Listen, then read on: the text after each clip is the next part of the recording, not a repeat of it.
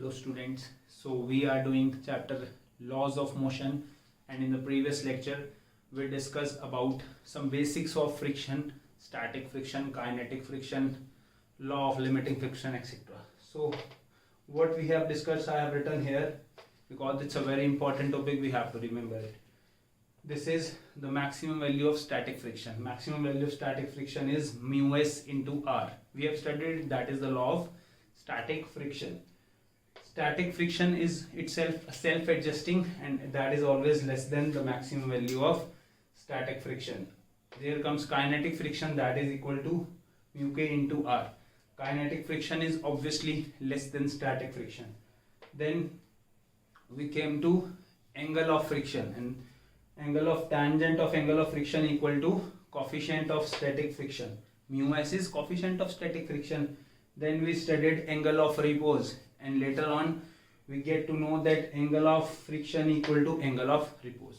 This we have studied. Okay, so today we will discuss next topic, that is types of kinetic friction. Now we generally don't discuss much about static friction. Static is just like this marker is static here, this marker is at rest. Okay, now we studied about kinetic friction. Now in kinetic friction, basically there are two chances when the body is in motion, or we can say when body is in motion we have two condition. कौन सी दो condition होती हैं? First condition is sliding, when body slides over the surface of another body. Okay, and second is rolling. Okay, so kinetic friction के दो types, when body is sliding and when body is rolling.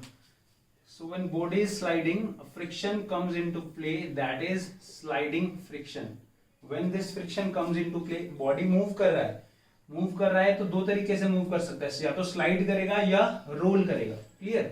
जब body slide करेगा तो क्या बोलेंगे?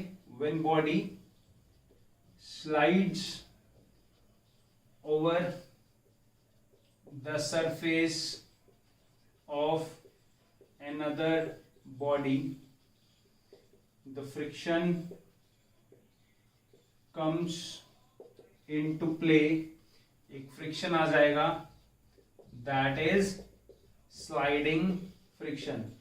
जब body slide कर रही होगी एक सरफेस पे तो फ्रिक्शन आएगा, that is called sliding friction. What slides means कि ये एक सरफेस है, इसके ऊपर ये यूं स्लाइड कर रहा है तो पीछे मूव तो कर रहा है, काइनेटिक तो है, तो पीछे की तरफ एक फ्रिक्शन होगा, that is sliding friction. Okay, वो क्या होगा मेरे पास?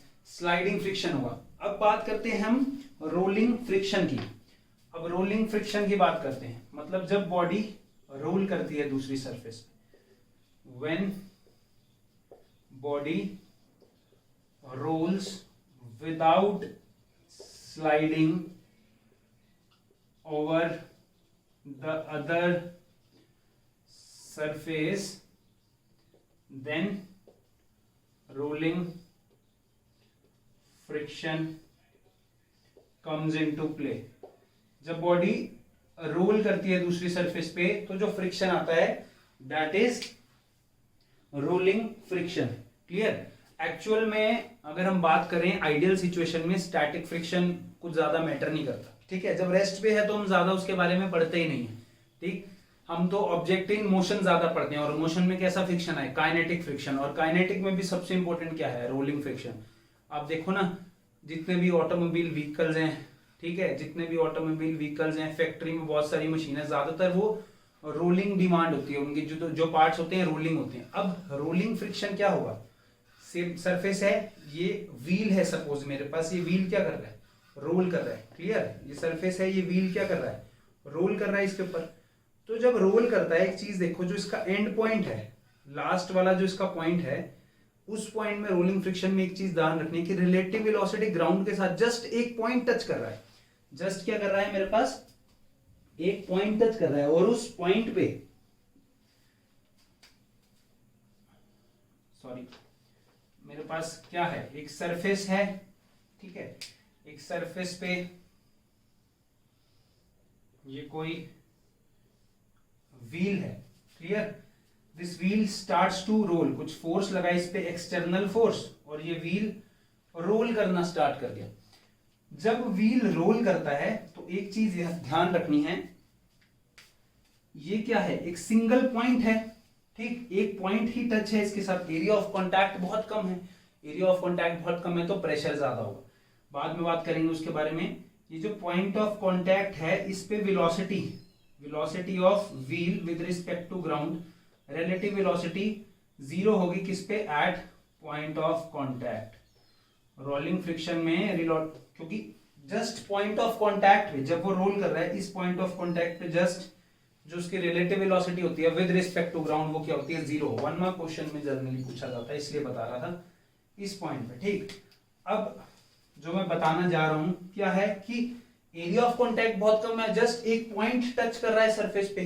जब एक ब्लॉक होता तो क्या होता था, एक ये ब्लॉक स्लाइड कर रहा है तो ये पूरी एरिया इस सरफेस पे टच कर रहा है ना। या अगर मैं बोलूं कि एक्चुअल में ये एरिया रफ भी है, ऐसा है, तो मैक्सिमम कुछ जगह तो एरिया टच कर रहा है ना, बट रोलिंग के केस में क्या हो रहा है, सिर्फ एक पॉइंट टच कर रहा है एक मूवमेंट में, फिर वो घूम रहा है, तो एरिया बहुत कम है तो प्रेशर बहुत ज्यादा होगा। और जब हम एक्चुअल में माइक्रोस्कोपिक लेवल पे देखें तो ये क्या करता है, व्हील का एरिया क्या है, व्हील का एरिया बहुत कम है तो बहुत ज्यादा प्रेशर अप्लाई करता है, तो वो क्या कर देता है, उस सरफेस को एट दैट मोमेंट, उस सरफेस को क्या कर देता है, डिप्रेस कर देता है। उस सरफेस मतलब वो सरफेस ऐसे है, उसके ऊपर कुछ रोल कर रहा है तो वो ऐसे हो जाती है, डिप्रेस हो जाती है उस मोमेंट पे, ठीक। अब जब रोल करते हुए उस सरफेस को डिप्रेस किया तो बेसिकली हुआ क्या, जब वो सरफेस डिप्रेस होगी तो व्हील के लिए एक ये एलिवेशन बन गया, व्हील के लिए एक यहां क्या बन गया, एलिवेशन इन फ्रंट, एक फ्रंट एलिवेशन बन गया, ठीक है ना, एक फ्रंट एलिवेशन बन गया। और यहां क्या है, हर बार जब ये यहां पर डिप्रेशन बनाया, इसको यहां से इसकी कुछ एडहेसिव फोर्सेस होंगी, मतलब कुछ रोक रखा होगा, इसके मॉलिक्यूल्स के बीच में कुछ फोर्सेस होंगी, तो जब वो रोल करता है हर बार उसको ये एडहेसिव फोर्सेस जो हैं, एडहेसिव फोर्सेस में बाद में भी पढ़ाऊंगा, दो तरह की फोर्सेस होती हैं, कोहेसिव फोर्सेस और एडहेसिव फोर्सेस। दो अलग अलग सब्सटेंस में जो मेरे पास फोर्स आते हैं दैट इज एडहेसिव फोर्सेस, ठीक है। वाटर है, वाटर मतलब ग्लास के अंदर वाटर है, वाटर के मॉलिक्यूल्स के बीच में जो फोर्स होगा उसको कोहेसिव फोर्स बोलते हैं। वाटर और ग्लास के बीच में जो फोर्स होगा उसको एडहेसिव फोर्स बोलते हैं। तो इस सरफेस और इस व्हील के बीच में मॉलिक्यूल्स में कुछ फोर्स होगा, तो हर बार इस व्हील को आगे जाना है तो यहां से मॉलिक्यूल्स ब्रेक होंगे, ठीक है। हर बार इसको यहां से क्या करना पड़ेगा, अपने आप को डिटैच करना पड़ेगा, डिटैच इटसेल्फ, डिटैच करना पड़ेगा। और दूसरी चीज, इसको ये फ्रंट एलिवेशन को कवर करना पड़ेगा, समझ रहे हो। तो उसको कुछ वर्क करना पड़ेगा ना, मतलब कुछ बेसिकली मैं बताना ये चाह रहा हूं कि डिप्रेशन है, इसको यहां से डिटैच करना पड़ेगा और इसको कवर करना पड़ेगा। ये फिर और व्हील और आगे जाएगा, व्हील और आगे जाएगा तो और आगे फिर से ऐसे ही डिप्रेशन बनेगा। तो हर मोमेंट में उसको यहां से छूटना है और यहां से इस एलिवेशन से आगे जाना है। So that is the only cause of rolling friction. Rolling friction होता क्यों है, रोलिंग फ्रिक्शन का कॉज क्या है, यही कॉज है कि ये जो व्हील है ये क्या करता है, एरिया ऑफ कॉन्टैक्ट बहुत कम होने की वजह से इसका प्रेशर बहुत ज्यादा होता है, प्रेशर बहुत ज्यादा होता है तो वो क्या करता है, सरफेस में डिप्रेशन ले आता है। और सरफेस में डिप्रेशन लाने की वजह से दो चीज होती हैं, एक तो उसको हर मोमेंट पे इस एलिवेशन को कवर करना पड़ेगा, साथ साथ यहां से अपने मॉलिक्यूल्स को डिटैच भी करना पड़ेगा, ठीक है। तो इसके कारण एक फोर्स ऑफ फ्रिक्शन आ जाता है ऑब्वियसली, जो कि उस मोशन को ओपोज करेगा, बैकवर्ड डायरेक्शन में होगा, जिस डायरेक्शन में मूव कर रहा है उससे ऑपोजिट डायरेक्शन में होगा। अगर व्हील ऐसे कभी मूव कर रहा होगा तो फ्रिक्शन यहां होगा, ठीक है। इसमें ऐसा नहीं है, मतलब फ्रिक्शन हमेशा ऑपोजिट होगा मोशन से। अगर मोशन इस डायरेक्शन में मोशन हो रहा है, कुछ वेलोसिटी है, तो उससे अपोजिट फ्रिक्शन लग रहा है। बट ये क्या है, सिर्फ रोल कर रहा है, ऐसे नहीं कर रहा कि स्लाइड कर रहा है। मतलब सपोज आपके पास बास्केटबॉल है, आपने बास्केटबॉल फेंकी तो आपने ध्यान दिया होगा थोड़ी देर तक वो स्लाइड करती है और फिर ऐसे ऐसे रोल करने, मतलब रोल प्लस स्लाइड करती है और फिर रोल करना स्टार्ट हो जाता है। इसके बारे में और हम रोटेशन यूनिट में बात करेंगे जब हम रोटेशन की प्रोसेस पढ़ेंगे। अभी जो हम पढ़ रहे हैं वो क्या है, प्योर रोलिंग, मतलब सिर्फ रोल कर रहा है, स्लाइड करके, मतलब स्लाइड करके रोल नहीं कर रहा कि ऐसे स्लाइड भी कर रहा है और रोल भी कर रहा है, सिर्फ प्योर रोलिंग हो रही है, आगे आगे रोल कर रहा है। तो रोलिंग फ्रिक्शन कब आता है, ऑब्वियसली जब बॉडी रोल करती है। तो रोलिंग भी क्या है, एक तरह का मोशन है, स्लाइडिंग भी मोशन है, इसलिए ये दोनों टाइप्स हैं काइनेटिक फ्रिक्शन के। और रोलिंग फ्रिक्शन का कॉज मैंने बता दिया, डिप्रेशन, उसको दो काम करने हैं, इस एलिवेशन को ओवरकम करना है और इससे अपने आप को डिटैच करना है। जो एडहेसिव फोर्सेस ये सरफेस और इसके बीच में होंगी, जो इनके मॉलिक्यूल और इस सरफेस के बीच में एडहेसिव फोर्सेस होंगी, इससे अपने आप को क्या करना है, डिटैच करना है, ठीक है। इसकी वजह से जो फ्रिक्शन आता है उसको हम क्या बोलते हैं, उसको हम बोलते हैं rolling friction. Clear. So these are the two types of friction, sliding friction and rolling friction. Generally जो सबसे लोएस्ट फ्रिक्शन है, दैट इज रोलिंग फ्रिक्शन। सिर्फ पूरी body actual point of contact पे नहीं है, एक पॉइंट सिर्फ सरफेस से कांटेक्ट पे, तो ऑब्वियसली फ्रिक्शन कम होगा। तो एक चीज याद रखनी है हमेशा, सबसे कम रोलिंग फ्रिक्शन, फिर काइनेटिक फ्रिक्शन, फिर स्टैटिक फ्रिक्शन। सबसे कम होता है रोलिंग फ्रिक्शन, फिर उससे बड़ा काइनेटिक फ्रिक्शन, और सबसे बड़ा क्या होता है, static friction. Okay, static friction भी कुछ एक्चुअल तो होता नहीं, that is limiting friction, that is maximum value of static friction. Okay, तो अब हम जैसे ही हमने लॉ पढ़ा था स्टैटिक और लिमिटिंग फ्रिक्शन का, ऐसे हमने रोलिंग फ्रिक्शन का भी लॉ पढ़ना है, law of rolling friction. Clear. जैसे हमने स्टैटिक और लिमिटिंग फ्रिक्शन का लॉ पढ़ा था। So what is the law of rolling friction? Law of rolling friction states that the friction, rolling friction is directly proportional to normal reaction। एक तो होगा ही, ये व्हील है, अगर मैं इसको ऐसे डिप्रेशन बनाऊं, ये सपोज व्हील है, तो इस व्हील के मास की वजह से नॉर्मल रिएक्शन लग रहा होगा, नीचे कुछ वेट होगा, इधर इसका वेलोसिटी होगा, तो इसके पीछे डायरेक्शन में क्या होगा मेरे पास, रोलिंग फ्रिक्शन। यही कंडीशन होगा, ठीक है। सो ये दो चीज पे डिपेंड करता है। अभी तक हमने पढ़ा था लिमिटिंग या काइनेटिक फ्रिक्शन के केस में that is directly proportional to this normal reaction, ये पढ़ा था। Now one more thing, this law states that is inversely proportional to small R. What is small R? That is radius of wheel और cylinder, मतलब जो भी circular surface है, जो भी व्हील की सर्कुलर सरफेस है, उसका रेडियस उसके इनवर्सली प्रोपोर्शनल है। मतलब जितना बड़ा व्हील होगा, जितना बड़ा रेडियस होगा, उतना कम रोलिंग फ्रिक्शन होगा, ठीक है ना। जितना बड़ा रेडियस होगा उतना कम रोलिंग फ्रिक्शन होगा, इनवर्सली प्रोपोर्शनल। और जितना मास ज्यादा होगा, ऑब्वियसली फ्रिक्शन भी उतना ज्यादा होगा, उतना ही रुकावट आएगा। मास ज्यादा मतलब वेट ज्यादा, मतलब नॉर्मल रिएक्शन ज्यादा, ठीक है। तो इन दोनों को जब मैं कंबाइन करूंगा, तो कंबाइन करके मेरे पास क्या आएगा, ये। और ऑब्वियसली प्रोपोर्शनैलिटी कांस्टेंट हटाऊंगा तो आप सबको पता है कुछ कांस्टेंट ऑफ प्रोपोर्शनल का साइन हटाऊंगा तो कुछ कांस्टेंट ऑफ प्रोपोर्शनैलिटी आता है। That constant of proportionality is now coefficient of rolling friction. That coefficient of proportionality is now called coefficient of rolling friction. Just like we studied coefficient of static friction, coefficient of kinetic friction, this is coefficient of rolling friction। इसमें एक चीज का difference है। अब difference है एक चीज का इन दोनों में से, मतलब एक हमने ये पढ़ा था, एक हमने ये पढ़ा था, और एक हम ये पढ़ रहे हैं। इनमें, इन दोनों में और इसमें एक चीज का डिफरेंस है, और वही डिफरेंस आपसे पेपर में पूछ लिया जाएगा। What is the difference between mu R, mu S and mu K? Mu S और जो म्यू के हैं, दे बोथ आर डायमेंशनलेस, मतलब नो यूनिट्स, कोई यूनिट नहीं होती, डायमेंशनलेस। आपने देखा ये म्यू के है, म्यू के क्या होगा, म्यू के होगा एफ के बाय आर।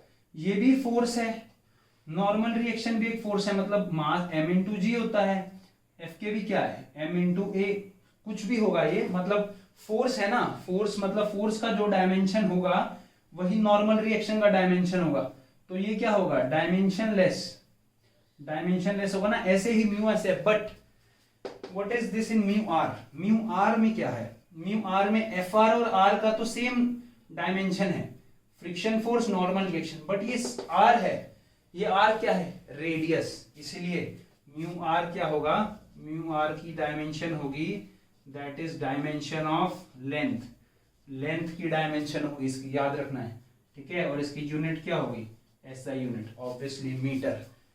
क्यों, एफ आर और आर, एफ आर क्या है, फोर्स है, नॉर्मल रिएक्शन भी एक तरह से वेट है, मतलब फोर्स है ना, mass into acceleration, F R भी, तो ये दोनों का तो डायमेंशन कैंसिल हो जाएगा, बचेगा क्या, स्मॉल आर, जिसका डायमेंशन क्या है, एल।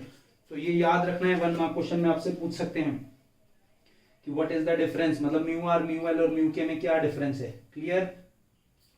सो जैसे हमने ये पढ़ा था, सेम चीज एक और कंक्लूजन में पूछते हैं कि म्यू आर ऑब्वियसली लेस होगा म्यू के से, और ये स्टैटिक से, मतलब रोलिंग फ्रिक्शन या उसका कोफिशिएंट सबसे कम होगा, फिर काइनेटिक, फिर स्टैटिक का। जनरली क्या होता है, ऐसे नहीं बोलते कि कोई क्वेश्चन पूछते हैं कि एक व्हील रोल कर रहा है या एक स्क्वायर है ये मूव कर रहा है, तो इसमें फ्रिक्शन फोर्स इतनी है, जनरली ये नहीं दिया होता, क्या दिया होता है, अगर म्यू के है, एफ के है तो म्यू के दिया होता है, म्यू के की वैल्यू समथिंग 0.2 है, दैट इज डायमेंशनलेस, ठीक है ना, म्यू के, या कोई चीज रोल कर रही है तो म्यू आर की वैल्यू समथिंग 0.2 मीटर है, क्लियर।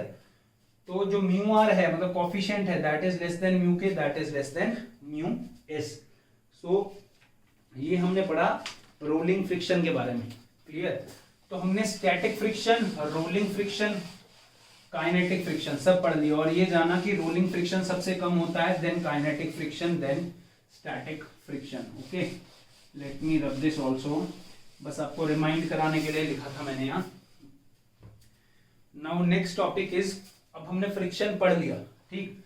अब जो भी न्यूमेरिकल्स में चीजें यूज होती हैं उसके बारे में पढ़ाता हूं। Work done against friction, friction के अगेंस्ट अब वर्क डन कितना होगा उसके बारे में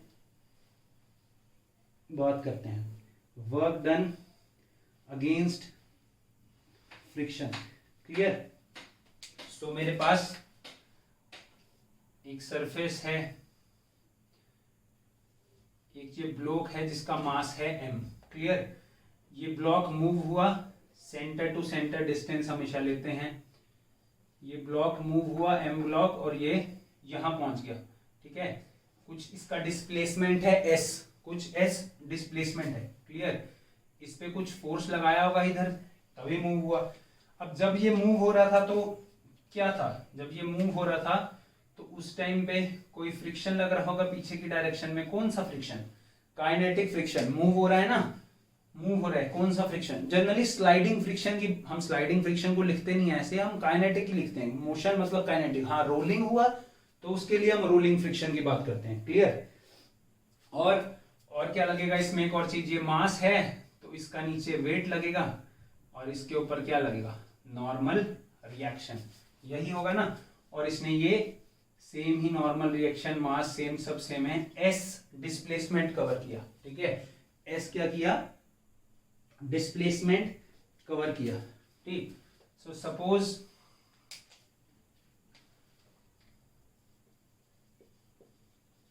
on applying force F, block moves to a distance, displacement, blocks move to a displacement S, so work done against friction। देखो जब हम ब्लॉक पे फोर्स लगाएंगे तो वापस में एक फ्रिक्शन लग रहा होगा जो कि इसको रोक रहा होगा, तो हमें क्या करना पड़ेगा, इस फ्रिक्शन के अगेंस्ट वर्क करना पड़ेगा, तभी तो हम इसको आगे ले जाएंगे, ठीक है ना। जितना फ्रिक्शन होगा कम से कम उतना या उससे ज्यादा फोर्स लगाना पड़ेगा, तभी तो हम उसको आगे ले जाएंगे। So work done against friction to move block to distance s, तो कितना वर्क करना पड़ेगा, वर्क डन कितना होता है, वर्क डन हमने पढ़ा हुआ है फोर्स इनटू डिस्प्लेसमेंट, ठीक है, बट एक्चुअल में क्या होता है हमने ये पढ़ा था 9th में, work done scalar quantity that is dot product of force and displacement vector, यही पढ़ा था। बट इस केस में क्या है, जिस डायरेक्शन में फोर्स लग रहा है उस डायरेक्शन में डिस्प्लेसमेंट लग रहा है। वर्क डन अगेंस्ट फ्रिक्शन की बात करी है मैंने, ठीक है, वर्क डन फ्रिक्शन के अगेंस्ट कितना वर्क किया, तो force displacement what is this cos 0 degree that is Fs, so work done कितना हो गया, फोर्स इनटू डिस्प्लेसमेंट। अब ये फोर्स कौन सा फोर्स होगा, this force is friction force into displacement.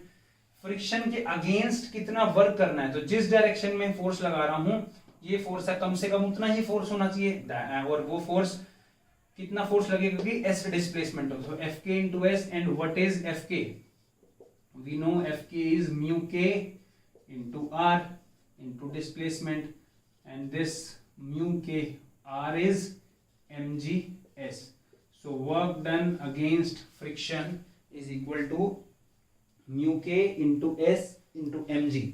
मतलब आपको क्वेश्चन में कभी न्यूमेरिकल में म्यू के की वैल्यू दिया हुआ, मास दिया हुआ ब्लॉक का, और वो इतना डिस्प्लेसमेंट चला, तो आप work done easily find out कर सकते हो। क्लियर। अब ये तो बात थी डायरेक्ट मतलब हॉरिजॉन्टल सरफेस की, क्लियर, हॉरिजॉन्टल सरफेस की बात थी। अगर यही चीज इंक्लाइंड कर दी जाए,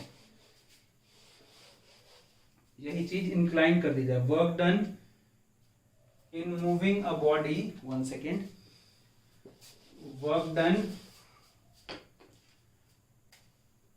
इन moving a body up and inclined plane, work done in moving an body up an inclined plane। ये मेरे पास कोई inclined plane है, इस पे ब्लॉक पड़ा है m, क्लियर, तो इसमें ये कुछ एंगल है इसका थीटा, ठीक है, तो क्या निकालना है, work done in moving a body up an inclined plane, मतलब इस बॉडी को मैं ऊपर ले जा रहा हूं, मतलब एक्सटर्नल फोर्स यहां लग रही है, तो इस पे मुझे कितना वर्क करना पड़ेगा इसको ऊपर ले जाने के लिए, इस फोर्स से ऊपर ले जाने के लिए कितना वर्क करना पड़ेगा। तो सबसे पहले अब तो आपको समझ आ गया होगा, mg this is theta, so this is also theta, cram करने की जरूरत नहीं है, मैंने आपको पहले भी बोला था, this is theta, this is 90 minus theta, this is 90, this is 90 minus theta, this is 90, so this is theta, clear, so mg this is theta, that is mg cos theta, here is the normal reaction, this is mg cos theta and this is mg sin theta। अभी तक हमने इतना पढ़ा था, but अब मैं force से इस ब्लॉक को ऊपर ले जा रहा हूं, उसका वर्क डन निकालना है। जब ब्लॉक ऊपर मूव कर रहा है तो एक ये सरफेस पे एक और फोर्स लग रहा होगा, जो मैंने रेड कलर में बनाया, कौन सा फोर्स लग रहा होगा, काइनेटिक फ्रिक्शन, यही याद रखना है। सरफेस पे और कौन सा फोर्स लग रहा होगा, काइनेटिक फ्रिक्शन, क्लियर। सो सबसे पहले हमें निकालना क्या है, वर्क डन निकालना है, force into displacement, no problem, ऊपर ले जा रहा हूं मैं, सपोज ये एस डिस्प्लेसमेंट हुआ, इतना मुझे वर्क डन निकालना है, क्लियर। फोर्स, ये फोर्स किसके इक्वल होगा, ये फोर्स ऊपर मैं फोर्स लगा रहा हूं, किसके अगेंस्ट फोर्स लगा रहा हूं, इस फ्रिक्शन फोर्स के अगेंस्ट, और एक और फोर्स है mg sin थीटा, तो F फोर्स जो एक्सटर्नल फोर्स लगा रहा हूं दैट इज इक्वल टू, एक तो ये वाला कंपोनेंट है वेट का mg का, mg sin theta plus F के, ये फोर्स है, क्लियर। इसको ऊपर ले जाना है तो उसको नीचे कौन से दो फोर्स खींच रहे हैं, एक तो फ्रिक्शन फोर्स है और एक ये वेट का भी तो कंपोनेंट है mg sin थीटा, क्लियर। और मेरे को पता है r कितना है मेरे पास, mg cos थीटा, तो F के निकालेंगे, F के क्या होगा, म्यू के इंटू आर, क्लियर, ये फॉर्मूला पता है, म्यू के आर क्या है, mg cos थीटा। तो अब मेरे पास एफ के भी आ गया, तो मैं यहां वैल्यू पुट करूं, वर्क डन में फोर्स इनटू डिस्प्लेसमेंट, फोर्स में करूंगा mg sin theta plus F k क्या है, mu k, what is F k is mu k mg cos theta and multiply by displacement, clear, इतनी चीज समझ आई। So this is actually the work done in pulling this block. कितना work done करना पड़ा मेरे को, अगर मैं एम जी कॉन्स्टेंट कॉमन भी ले लेता हूं तो साइन थीटा प्लस म्यू के कॉस थीटा इंटू एस। तो मुझे ये वर्क करना पड़ेगा इसको इंक्लाइंड प्लेन पे ऊपर ले जाने में। ऊपर ले जाने में कितना वर्क करना पड़ेगा, इतना वर्क करना पड़ेगा। क्लियर, समझ आ गया इतनी चीज। वर्क इंक्लाइंड प्लेन के आपको कंसेप्ट जो मैंने समझाया था इसीलिए ही समझाया था कि इंक्लाइंड प्लेन पे कितना वर्क करना पड़ेगा। अगर अब ऐसा आ जाए, जैसे वर्क डन निकालना है तो work done in moving down inclined plane. अगर इंक्लाइंड प्लेन से नीचे लेके आना हो, मुझे वर्क करा नीचे की तरफ मैं फोर्स लगा रहा हूं, तो मुझे कितना वर्क करना पड़ेगा। सेम थीटा, ये ब्लॉक है, ठीक। अब तो आप बना लोगे मास m, ये क्या है mg, this is theta, this is mg cos theta, theta के साथ वाला, और थीटा के सामने वाला होता है mg sin थीटा। सामने मतलब यहां मैं डायरेक्ट ऐसे, जो इतना होगा जितना उतना ही यही होगा, पढ़ा है ना हमने parallelogram law, triangle law, mg sin theta, this is r। अब मैं क्या बोल रहा हूं कि मुझे वर्क डन करना है उसको नीचे लाने में। जब इस ब्लॉक को नीचे लाऊंगा मतलब मैं इस तरफ कोई फोर्स लगा रहा हूं F, और जब नीचे ला रहा हूं, नीचे की तरफ मोशन है, तो फ्रिक्शन कहां लगेगा, इससे ऑपोजिट डायरेक्शन में। कौन सा फ्रिक्शन, काइनेटिक फ्रिक्शन। बस आपको फोर्सेस की डायरेक्शन यहां पर समझ आनी चाहिए। मैंने नीचे की तरफ उसको लेके आना है, मतलब फोर्स नीचे की तरफ लगा रहा हूं, किसके अगेंस्ट, फ्रिक्शन के अगेंस्ट। कहां लगेगा, इस मोशन के ऑपोजिट डायरेक्शन में, F के। क्लियर। सो अब अगर हम वर्क डन की बात करें, फोर्स इनटू डिस्प्लेसमेंट, तो अब ये फोर्स कितना होगा, ये जो फोर्स है F कितना होगा, नीचे की तरफ आ रहा है, तो बड़ा फोर्स कौन सा होगा, ये आप ऐसे लिख लो। इन दोनों फोर्स को बैलेंस करेंगे तो F plus M G sine theta equal to F K, यही होगा ना, F plus M G sine theta equal to F K. तो यहां से फोर्स निकालूंगा तो कितना आएगा, एफ के, वन सेकेंड, हमने क्या लिखना है, work done in moving the body down the incline plane, incline plane पे नीचे मूव करने के लिए, तो हमारे को फोर्स निकालना है। अब वो बॉडी नीचे की तरफ मूव कर रही है, जब वो बॉडी नीचे की तरफ मूव कर रही है तो नीचे की तरफ, हाँ ठीक है सही कर रहे थे हम, F plus M G sine theta equal to F K. So F is F K minus M G sine theta, यही हो जाएगा। एफ के की वैल्यू हमें पता है कितनी है, म्यू के एम जी कॉस थीटा सेम ही रहेगी, तो वर्क डन कितना हो जाएगा, म्यू के एम जी, अगर मैं, चलो यहां लिख देते हैं, एम जी cos theta minus M G sine theta into S, तो यहां से एम जी कॉमन ले लूंगा, म्यू के cos theta minus sine theta S. Up और डाउन में क्या फर्क आया, सिर्फ डायरेक्शन का, फोर्सेस के डायरेक्शन का फर्क आया। जब ऊपर जा रहा है तो नीचे की तरफ फ्रिक्शन, जब नीचे जा रहा है तो ऊपर की तरफ फ्रिक्शन आएगा। क्लियर, जब नीचे जा रहा है तो ऊपर की तरफ फ्रिक्शन आएगा। अब ये तो थी वर्क डन की बात। क्लियर, ये किसकी बात थी, वर्क डन की। ठीक है, अगर आपको कोई बोले कि ये जब नीचे जा रहा है इसकी एक्सेलरेशन बताओ, ये जब इसको रब कर देते हैं, इसको यहीं से हम सॉल्व कर लेंगे। जब ये ऑब्जेक्ट नीचे जा रहा है यहां पर, तो इसकी एक्सेलरेशन बताओ कितनी है। तो एक्सेलरेशन कितनी होगी इसकी, acceleration of block moving down inclined plane. बहुत इजी है इसका, जब ब्लॉक नीचे जा रहा है तो उसकी कितनी एक्सेलरेशन होगी, फोर्स कितना लग रहा था उस पर, एफ के माइनस एम जी कॉस थीटा, इसको लिख सकते हैं mu K sine theta minus cos theta, और साथ में हमने क्या लिखा था, common M G into S, that is equal to this, sorry S नहीं, ये तो वर्क हो गया, ये आ गया मेरे पास क्या, फोर्स। ठीक है, अब फोर्स इक्वल किसके होता है, मास इंटू एक्सीलरेशन के। फोर्स किसके इक्वल होता है, मास इंटू एक्सीलरेशन के इक्वल होता है। जब फोर्स मास इंटू एक्सीलरेशन के इक्वल होता है ये फोर्स, ठीक है, ये फोर्स जो आया था मेरा, मैंने एफ के की वैल्यू डाल दी, फोर्स एस तो वर्क डन के साथ है ना, फोर्स इनटू डिस्प्लेसमेंट, ये था मेरा फोर्स। तो यहां से एम से एम काटा, तो एक्सीलरेशन कितनी आई उसकी, उसकी एक्सीलरेशन आएगी दिस। फोर्स पता है, फोर्स क्या होता है, मास इनटू एक्सीलरेशन, मास से मास कैंसिल हो जाएगा, तो acceleration is G U K sine theta minus cos theta. Clear, कितना आएगा, G U K sine theta minus cos theta. One second, there may be some error here, I'll check. Yes, what's the correction here actually?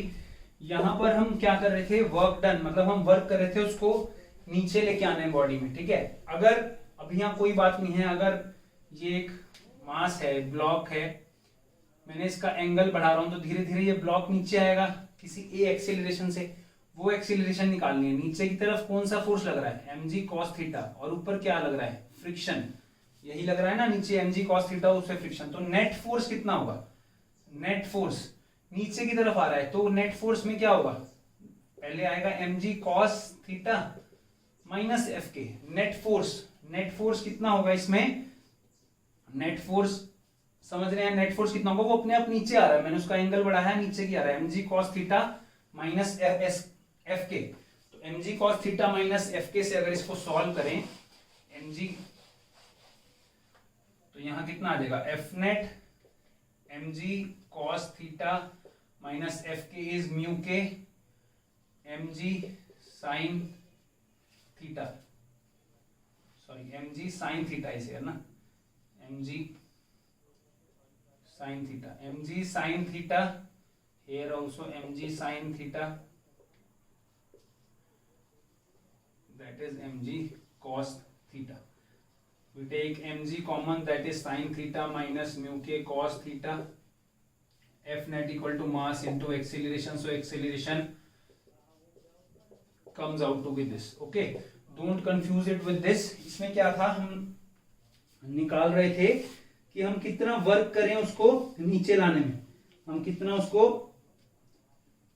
Work कर रहे हैं उसको नीचे लाने में, और वो वर्क किस हिसाब से होगा कि जो अप्लाइड फोर्स है that is needed to just move the body down the inclined plane, कितनी अप्लाइड फोर्स चाहिए उसको ब्लॉक को नीचे लाने के लिए। एक्चुअल में क्या हो रहा है, फ्रिक्शन फोर्स लग रही है ऊपर, तो हमें कितनी फोर्स लगानी पड़ेगी इसको नीचे लाने के लिए, तो फ्रिक्शन में से इतना माइनस करेंगे तो वो एक्चुअल फोर्स होगी ना, नीचे ला रहे हैं, फ्रिक्शन में से इसको माइनस करेंगे इस कंपोनेंट को, तो वो एक्चुअल फोर्स होगी जो हमें उतना, उस फोर्स पे उतना वर्क करना पड़ेगा उसको नीचे लाने के, and multiply by that displacement gives the work. Clear, so ये कुछ इंक्लाइंड प्लेन से रिलेटेड फॉर्मूलाज थे वर्क डन के और एक्सीलरेशन के। अगर आपको ये कंपोनेंट आ गया, मैंने जर्नल बताया आपको, कोई डायरेक्ट न्यूमेरिकल करके नहीं बताया, आपको एक जर्नल चीज बता रहा हूं, अगर आपको ये कंपोनेंट ब्रेक करना आ गया तो आप इजीली सॉल्व कर पाएंगे। अब friction is a necessary evil, ऐसे बोलते हैं, friction is a necessary evil, friction को एक नेसेसरी इविल बोलते हैं, मतलब ये इसका कुछ एडवांटेज भी है और उसका कुछ डिसएडवांटेज भी है, ठीक है, it has advantage as well as disadvantage, advantages भी हैं इसके कुछ और डिसएडवांटेजेस भी हैं। एडवांटेजेस क्या हैं, मैंने बताया था, अगर हम खड़े हो पा रहे हैं तो हमारे पैर और सरफेस के बीच में फ्रिक्शन है, तो फ्रिक्शन ना होता तो हम खड़े ही ना होते, सो दिस इज अ नेसेसिटी, ठीक है। अगर कोई आइस पे कोई स्नोफॉल हो गया, कहीं स्नो है, मैं उस पे सैंड डालूं, जनरली सैंड डालते हैं कि व्हीकल स्लिप ना हो, सैंड डालने में क्या होगा, फ्रिक्शन बढ़ेगा, फ्रिक्शन ना होता तो स्लिप ही होते रहते हैं, उस पे वॉक ही ना कर पाते सैंड पे। क्लियर, तो ये भी क्या है, एक तरह से नेसेसरी है। हम अपने व्हीकल्स की ब्रेक लगाते हैं, ब्रेक टायर के साथ लगती हैं, जैसे ही हमने ब्रेक दबाई ब्रेक टायर के साथ लगी, वो कर होता क्या है, टायर और ब्रेक के बीच में फ्रिक्शन पैदा होता है जिसकी वजह से हमारा व्हीकल रुकता है, तो हम ब्रेक्स ही अप्लाई ना कर पाते अगर फ्रिक्शन ना होता। तो ये तो हो गए इसके एडवांटेज। अब वही चीज की कोई मशीनरी वर्क कर रही है, जनरली जो मशीनरी वर्क कर रही है तो उसके पार्ट्स आपस में वियर एंड टियर होता है उनका, मतलब पार्ट्स आपस में रब होते हैं, रब होने की वजह से वो थोड़े टाइम बाद घिस जाते हैं। और वो रब क्यों हो रहे हैं? फ्रिक्शन की वजह से, वो हीट प्रोड्यूस हो रही है, उसकी वजह से थोड़े टाइम बाद क्या होता है, वो घिस जाते हैं। ब्रेक्स भी घिस जाती हैं थोड़े टाइम बाद, ठीक है ना। तो वो क्या है, एक तरह से ईविल का काम करेगा, ठीक है ना। तो जब मशीन्स बेसिकली चल रही होती हैं तो बहुत पावर वेस्ट होती है। जब मशीन्स बेसिकली चल रही होती हैं, कि फैक्ट्री में मशीन चल रही है, तो बहुत पावर कंज्यूम होती है, वो हीट लॉस की वजह से, फ्रिक्शन की वजह से। तो वहां ये ईविल का काम करता है। इसलिए बोलते हैं friction is a necessary evil, कि इसके कुछ एडवांटेज भी हैं और डिसएडवांटेज भी हैं। ये जो सब मैंने बोला आपको किसी भी बुक में डायरेक्ट थ्योरी मिल जाएगा। अब एक बहुत इंपॉर्टेंट क्वेश्चन जो 100% एग्जाम में पूछा जाता है, why is it easier to pull rather than to push? Pull करना ज्यादा इजी क्यों है पुश करने से? ठीक है, why it is easier to pull, ऐसे लिख लो, pull the lawn roller then to push. जब भी क्रिकेट मैच स्टार्ट होता है तो वो पिच को फ्लैट करते हैं, जिसपे क्रिकेट खेलते हैं, पिच को रोलर होता है ना उनके पास, उसको वो जनरली देखा होगा आपने पुल कर रहे होते हैं, कभी पुश नहीं करते। नहीं देखा तो ध्यान देना, या कोई भी वीडियो जाके देखना इंटरनेट पे, जब वो पिच को फ्लैट कर रहे होते हैं क्रिकेट मैच से पहले। आजकल तो मशीन्स आ गए हैं, पहले के मैचेस देखना 2005, 2004 या 2000 पहले के मैच, वो पिच को फ्लैट कर रहे होते हैं। तो एक लॉन रोलर होता है, वो रोलर को पुल कर रहे होते हैं, पिच के ऊपर पुल करते हैं, फिर साइड चेंज करके फिर पुल करते हैं, पुश नहीं करते उसको। क्यों? फ्रिक्शन से रिलेटेड इसका आंसर है, ठीक है। तो सबसे पहले हम बात करते हैं पुल करने की। ठीक, पुलिंग में क्या होता है, बहुत इजी है। सपोज ये लॉन रोलर है, क्लियर, लॉन रोलर है, इस पे यहां पर एक हैंडल लगा हुआ है और उस हैंडल से वो पुल कर रहे हैं, मतलब यहां पर कुछ फोर्स लगा रहे हैं, इस हैंडल से पुल कर रहे हैं, मतलब इस डायरेक्शन में वो कुछ फोर्स लगा रहे हैं, पुल कर रहे हैं, इधर ले जा रहे हैं, ठीक है, कुछ फोर्स लगा रहे हैं। अब जब वो पुल कर रहे हैं, सपोज ये सरफेस है, जब वो पुल कर रहे हैं तो इधर क्या लग रहा होगा, उधर ले जा रहे हैं, ऑब्वियसली फ्रिक्शन। क्या लग रहा होगा हमारे पास, क्या लग रहा होगा, फ्रिक्शन, ठीक है। Let me say kinetic friction, obviously rolling friction होगा, but rolling friction is a type of kinetic friction, सिर्फ समझाने के लिए, क्लियर। जब ये पुल कर रहे हैं, ये कुछ सपोज एंगल क्या बना रहा है, theta, so this component is F cos theta और this component is F sine theta, clear. Force लगाया, ये फोर्स थीटा के साथ, ये एफ कॉस थीटा, ये एफ साइन थीटा, और इधर उधर जा रहा है तो इधर क्या लग रहा होगा, फ्रिक्शन। दो फोर्सेस और लग रही होंगी, इसका वेट नीचे और उतना ही ऊपर नॉर्मल रिएक्शन, जितना वेट लग रहा होगा उतना ही क्या लग रहा होगा ऊपर, नॉर्मल रिएक्शन, ठीक। तो अगर मैं इसके फोर्सेस को बैलेंस करूं, इसके फोर्सेस को बैलेंस करूं, तो एफ कोस थीटा किससे बैलेंस हो जाएगा, एफ कोस थीटा किससे बैलेंस हो जाएगा, एफ के से हो जाएगा। आपको ऐसा लगता है एफ कोस थीटा किससे बैलेंस हो जाएगा, एफ के से, बट मुझे उस एफ कोस थीटा से अभी कुछ नहीं लेना, क्योंकि एफ कोस थीटा तो क्या करेगा, एफ कोस थीटा हेल्प करेगा इसको रोल करने में, हेल्प इन मूविंग, इसको मूव करने में हेल्प करेगा, ठीक है। वर्टिकल कंपोनेंट की बात करते हैं, R plus F sine theta that is equal to weight, R plus F sine theta that is equal to weight, और यहां से आर निकालूंगा तो कितना आएगा, W minus F sine theta, कितना आएगा, W minus F sine theta. अब जब मैं फोर्स ऑफ फ्रिक्शन निकालूंगा F K, that is mu के आर, और म्यू के आर की वैल्यू क्या आई मेरी, W minus F sine theta, ठीक है। ये आया फोर्स ऑफ फ्रिक्शन एंड यहां लिख देते हैं पुलिंग, क्लियर। बॉस एफ के की वैल्यू निकालनी थी मेरे को, कितनी है, एफ के क्या होता है, म्यू के इंटू आर, मतलब मुझे आर की वैल्यू निकालनी थी। वर्टिकल कंपोनेंट में आर किसके इक्वल होगा, R plus F sine theta W के इक्वल है, तो आर कितना होगा, W minus F sine theta. तो ये क्या आ गया मेरे पास, पुलिंग की वैल्यू आ गई, ठीक है। अब सेम यही चीज ऐसे ही है, ठीक है ना। अब ये क्या हो रहा है, कोई यहां से फोर्स लगा रहा है, इसको पुश कर रहा है, ठीक है, ये इसके साथ टच ही है।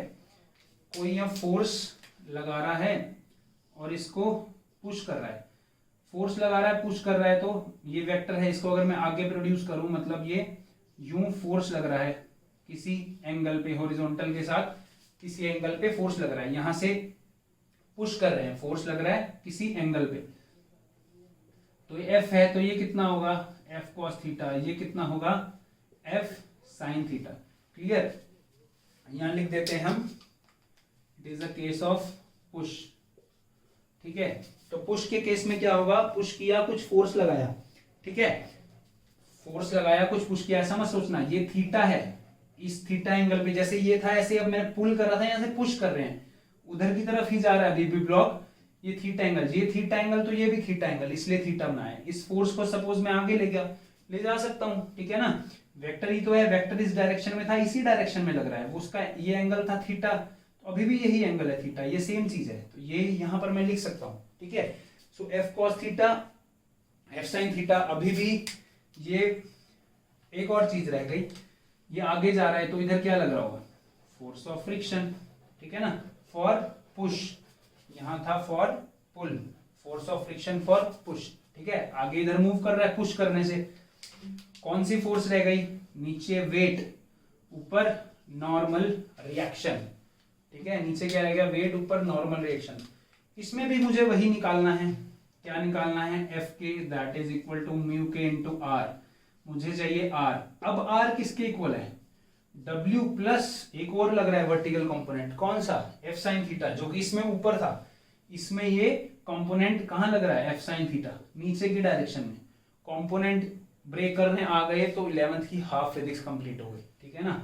F है ये, समझ रहे हो, इधर ये कोऑर्डिनेट सिस्टम है, ये F था थीटा एंगल, तो मैं इस F की जगह ये टेल इसका यहाँ हेड, ये सेम जो ये वेक्टर काम करेगा वही ये वेक्टर काम करेगा। एक्चुअल में ये वेक्टर के दो कंपोनेंट कौन से होंगे, एक ये होगा एक ये होगा, इसको मैं उठा के यहाँ ले आया, एक ये होगा एक ये होगा, सेम ही है, F cos theta F sin theta, तो R आ गया W plus F sin theta, और यहां से F के फॉर पुश कितना आएगा, म्यू के W plus F sin theta. अब जल्दी से सोचो, F के पुल म्यू के W minus F sin theta और F के पुश, इसमें से कौन सा बड़ा है, कौन सा बड़ा है इस दोनों में से, इसमें ये ऐड हो रहा है, वेट में वर्टिकल कंपोनेंट ऐड हो रहा है, इसमें सब्ट्रैक्ट हो रहा है, तो कौन सा बड़ा है, ऑब्वियसली पुश वाला। तो फ्रिक्शन फोर्स पुश के केस में ज्यादा होती है, फ्रिक्शन फोर्स पुश के केस में ज्यादा आई ना, फ्रिक्शन काइनेटिक फ्रिक्शन पुश के केस में ज्यादा है पुल से, तो फ्रिक्शन ज्यादा है तो मूव करने में तो प्रॉब्लम होगा, ठीक है, तो पुल करना ज्यादा इजीली है पुश करने से। तो आपका आ गया कि F k push is greater than F k pull, so the force of friction is more in the case of push, so it is easier to pull rather than to push, यहां लिख सकते हो, ठीक है। Force of friction for push is greater than force of friction for pull, so it is easier to pull. बहुत important question है, ये जरूर एग्जाम में पूछते हैं, ठीक है। तो फ्रिक्शन का बेसिकली जो टॉपिक है वो यहां तक था आपका। मैं अभी आपको एक क्वेश्चन देता हूं, उस क्वेश्चन को आप होमवर्क कॉपी में सॉल्व कीजिएगा। सो this is the question for your assignment. एक इंक्लाइंड प्लेन है, 30 डिग्री एंगल है, 2 kg का मास पड़ा है, एक पुली से, यहाँ एक पुली लगी हुई है, ठीक है, ये पुली से कनेक्टेड है और यहाँ 5 kg का मास है। ऑब्वियसली ये मास ज्यादा है तो ब्लॉक नीचे मूव करने वाला है, ये इधर से इधर ब्लॉक नीचे मूव करने वाला है, तो इधर एक्सीलरेशन होगा, ठीक है, कुछ स्ट्रिंग में टेंशन होगा, आपको यही दोनों फाइंड आउट करने हैं, एक्सीलरेशन एंड टेंशन। बट एक चीज, अब यहाँ क्या आ गया मेरे पास, फ्रिक्शन फोर्स आ गया, तो मेरे को म्यू दिया हुआ है, म्यू या म्यू के लिख लो, काइनेटिक फ्रिक्शन नो प्रॉब्लम, जो म्यू की वैल्यू है दैट इज 0.30, ठीक है, ब्लॉक मूव कर रहा है, म्यू की वैल्यू दी हुई है 20, तो आपको क्या निकालना है, एक्सेलरेशन ऑफ सिस्टम और tension in string. 30 degree angle भी दिया हुआ है इसके कंपोनेंट ब्रेक करने के लिए। बहुत इजी है, ध्यान से सॉल्व करना, जितना मैंने पढ़ाया उसके ऊपर है, ठीक है। कंपोनेंट्स ब्रेक करके आपको एक्सेलरेशन और टेंशन निकालना है स्ट्रिंग में, and answer is this. Please verify your answer. So this is all about today's class, and this is the end of friction. We have some other topics in this chapter. We'll complete in next lecture. Thank you.